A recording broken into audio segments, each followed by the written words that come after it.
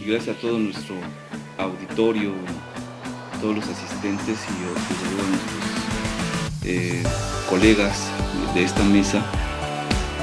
Y de antemano pues a la maestra Patricia de la región de Oaxaca, que nos ha invitado a este importante tercer Congreso Nacional sobre Educación Pública. Y bueno, desde luego a la Universidad de Guanajuato como anfitriona, y me parece una digna representante de este proyecto llamado Educación Pública. Y bueno, pues para desarrollar mi participación básicamente estaré comentando 5 puntos que estaré durante el desarrollo de estos 5 puntos. Ya en un momento utilizaré por aquí algunas imágenes, proyectaré parte de mi trabajo en la pantalla, pero estos 5 puntos tratan de lo siguiente. El primer punto, vamos a hablar sobre la implementación de la educación a distancia con horarios presenciales. El segundo punto, vamos a tratar algo que me ha llamado mucho la atención como un fenómeno de estos procesos de subjetivación que impactan la dinámica que se da en la educación a distancia, y que es sobre el abrir o no la cámara. Esto es algo importante que he destacado pues en mi práctica ahora en esta modalidad. El tercer punto, sobre la retroalimentación o esta infinita tarea de la evaluación en la educación a distancia.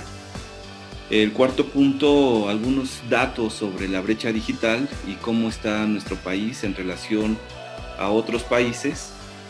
Y por último, pues algunas miradas apocalípticas sobre la educación a distancia y pues en última instancia también algunas perspectivas filosóficas que refieren pues que no va a pasar nada, ¿no?, después de la pandemia.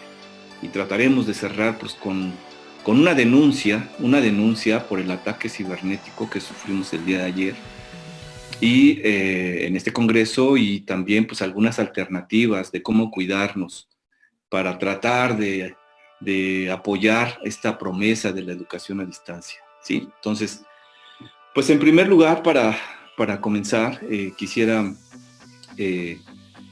pues citar esta parte de que la educación a distancia, si bien los teóricos de la educación a distancia, y por aquí nos remontan, por ejemplo, García Aretio desde el 2006, ellos refieren, son catedráticos, son expertos allí del Tecnológico de Monterrey y de otras instituciones privadas muy importantes, pero que han hecho un trabajo muy serio, muy sistemático de lo que es la educación a distancia.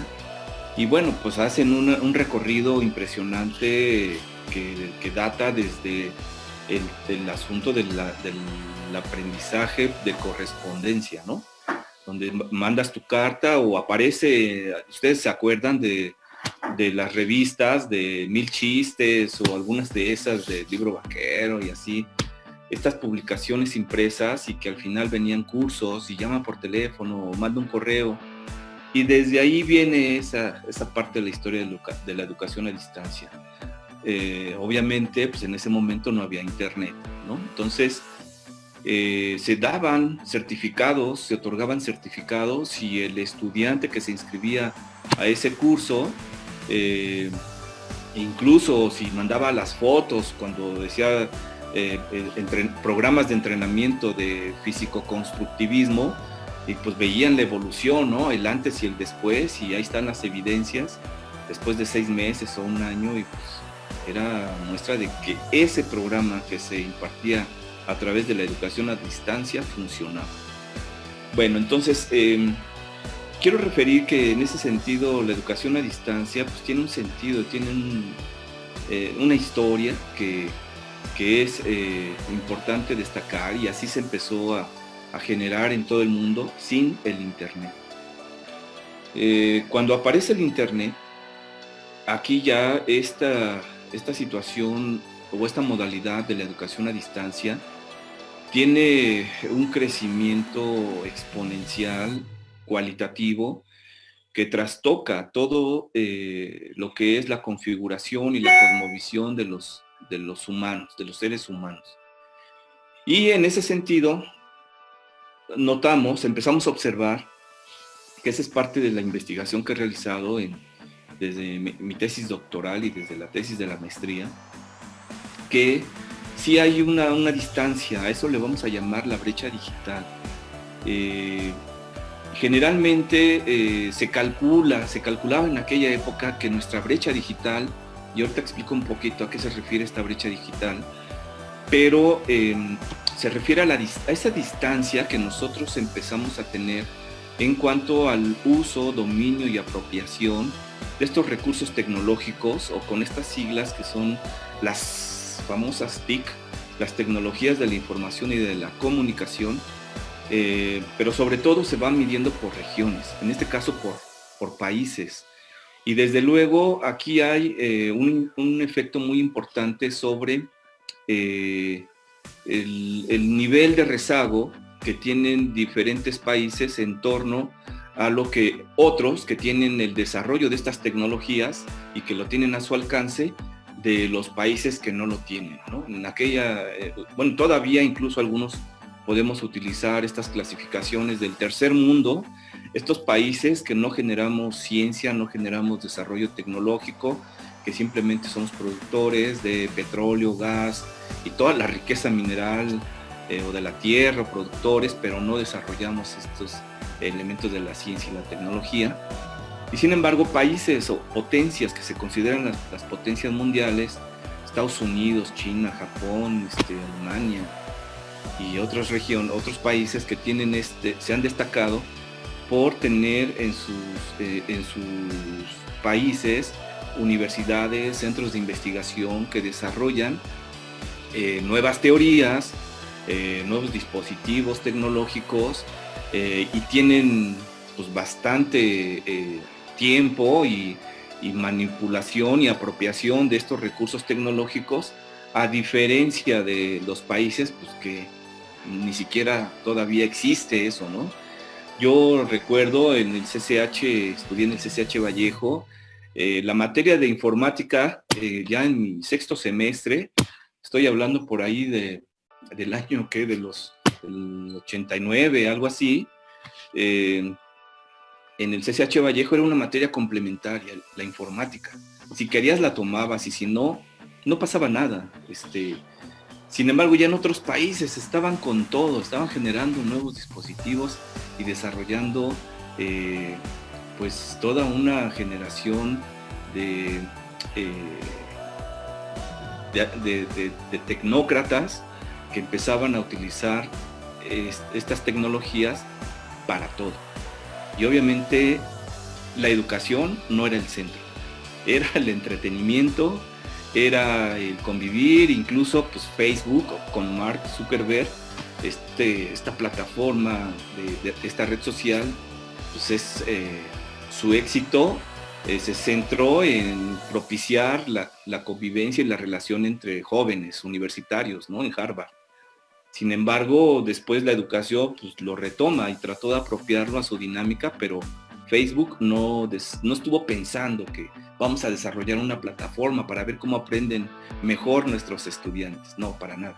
Entonces, este tipo de avances tecnológicos tiene esa trayectoria y se empieza a notar la distancia entre los países que tienen en su poder los recursos tecnológicos, las máquinas, los aparatos para desarrollar este tipo de tecnología y de los países que no. Ahí encontramos esa gran brecha digital y se habla incluso de años de distancia entre un país y otro. Obviamente países subdesarrollados. La educación a distancia se caracteriza por algunos elementos que son importantes, ¿no? ¿Cuáles son esas características que después ya se perfeccionan, se desarrollan centros de estudio y de investigación en diferentes universidades? Y en mi experiencia en el Tecnológico de Monterrey, desde luego una experiencia fantástica, el que un estudiante que viene de escuelas públicas, gratuitas, y que desde luego, bueno, no lo pagué, o sea, tuve la posibilidad de ingresar a esa universidad por una beca que emitió el gobierno del Estado de México, que por cierto también de todos pagué el 20%, y luego ya no quería pagar su 40%, porque el otro 40% lo pagó el TEC, ¿no? Bueno, entonces, esta posibilidad de conocer en el 2010 cómo se estaba desarrollando la educación a distancia, nos permitió conocer la dinámica de plataformas súper dinámicas como Blackboard, que desde luego cuando viene la pandemia y Esteban Moctezuma dice vamos a implementar algunas estrategias para que llegue la educación a todos los niños de México, a todos los jóvenes, yo pensaba, wow, vamos a tener Blackboard, ¿no? Van a instalar, van a adquirir esos contratos con estas plataformas y van a capacitar a todos los profesores para utilizar Blackboard y, bueno, tratar de propiciar esta enseñanza-aprendizaje en la educación a distancia. Pero bueno, no. En realidad no le cuestiono, bueno, sí hay mucho que cuestionarle, pero en términos de esta decisión de recurrir a la televisión como el único recurso tecnológico que tiene nuestro país para tratar de darle cobertura al 92% de la población de nuestro país, pues fue un acierto, porque no tenemos otro recurso. El internet no hay en todo nuestro país, y los jóvenes, como ya todos los maestros pueden constatar, nuestros estudiantes tampoco cuentan todos con computadora, ni tienen los recursos necesarios para poder tener estas clases, ¿no? en la modalidad a distancia. Bien, entonces ahí nos empezamos, bueno, en lo personal me empiezo a dar cuenta que los que están diseñando esta plataforma se orientaron, se dirigieron hacia darle cobertura más que darle formación a los profesores para ver cómo poder utilizar, y no tenían mucho que hacer. Hubo fuertes debates, en Twitter tuvimos ahí fuertes discusiones con algunos doctores, investigadores, y que le cuestionaron muchísimo esta medida, y pudiera ser que yo hasta estuve como tratando de defenderla, pero es que no teníamos otro, no hay de otra. Ustedes van a ver que en 1 o 2 años no vamos a tener internet en todo el país. Se requiere de muchos millones de pesos, una gran infraestructura, una gran disposición, voluntad y un gran equipo de trabajo, porque implica muchas cosas, no solamente de dotar de los equipos, sino darle mantenimiento, tener gente capacitada y tener los recursos necesarios para que los profesores puedan apropiarse de esa tecnología. Entonces, no es tan fácil, es un camino largo, por eso se habla de más de una década de esta brecha digital en la cual tenemos. En ese sentido, lo que podemos mencionar es que el modelo que implementa la educación pública para esta pandemia, pues resulta que le cargan la mano al docente con esta cuestión de ponerlo en horarios escolares, bueno, en horarios presenciales. Eso significa que generó demasiado estrés, demasiado saturación de espacios, de horarios, y en ese sentido le provocó mucha, incluso contra la salud de los mismos docentes, de los estudiantes, por tratar de meter un modelo de educación a distancia, en donde el modelo de educación a distancia es un tanto abierto, flexible, que requiere de la autodisciplina, del autoaprendizaje y obviamente de la autorresponsabilidad. Y allí el sujeto que aprende, el estudiante, tiene que estar convencido de que va a un programa de esas características, a un modelo educativo de esas características. Y él se tiene que comprometer a cumplir tareas con los objetivos que establece el programa para alcanzar los aprendizajes esperados. Si no hay ese tipo de compromisos, pues cualquier otro puede hacer la tarea por él. Ahí hay un salto que esta modalidad no puede resolver. En ese sentido, quienes se conectan con la cámara cerrada, pues no sabemos si es el hermanito, el papá, el primo, el amigo o está durmiendo, ¿ok? Entonces, ese salto es algo que no se puede resolver en esta modalidad de la educación a distancia. Y pues la cámara cerrada precisamente es un espacio de un proceso de subjetivación complejo que requiere de analizarlo porque bueno, esto nos va a permitir también generar nuevas reflexiones sobre cómo se está trabajando en otras universidades y cómo lo estamos trabajando